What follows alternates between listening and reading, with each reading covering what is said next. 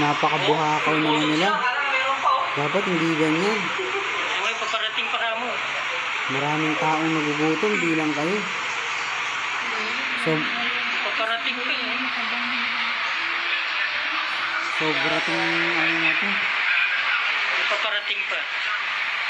Nakabata-ba mo na. Sobra ka. Maawa kasi hindi pa kumakain eh.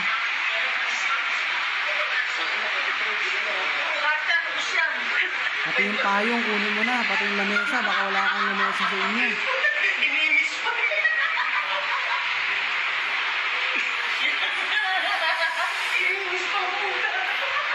Kakahiya kayo. Grabe kayo.